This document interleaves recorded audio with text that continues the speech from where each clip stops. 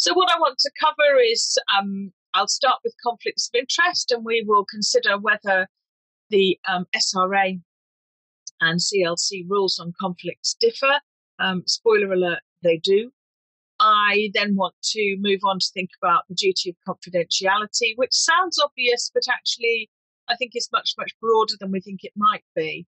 And then I will talk to you about some practical examples of as we go through, because I do think it's very important that you know what you're looking out for. And crucially, I'm a great one for, knowing what you don't know. So if you think that there is an issue, if you have a concern about something, that neon light goes on before you take a step that causes a problem, and you understand that there might be an issue here. So you'll go away and ask, you'll go away and check before you perhaps take a step or do something that actually it transpires you shouldn't have done. So knowing what you don't know, having that neon light come on is incredibly important.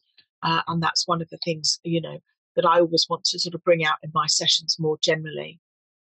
So this key issue, particularly relevant to conveyancing, do you know who you're talking to?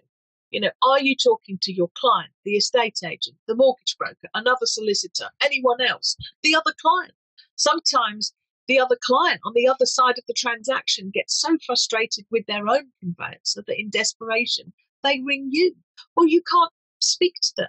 You also can't speak to them as a matter of professional conduct, not only confidentiality.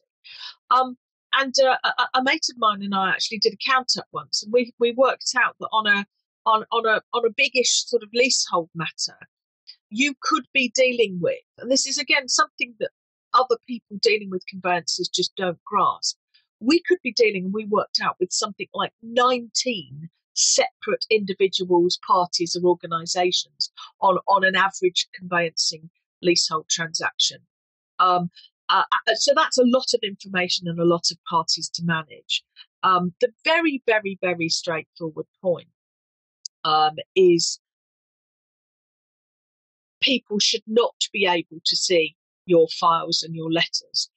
They shouldn't be, if you're having a Zoom call, your members of your family should, with a client, members of your family shouldn't be sort of drifting in and out of the Zoom call. Does your client, as I've said, come into your fee earner's office? You know what some fee earner's offices look like. Looks like an absolute bomb's gone off in there.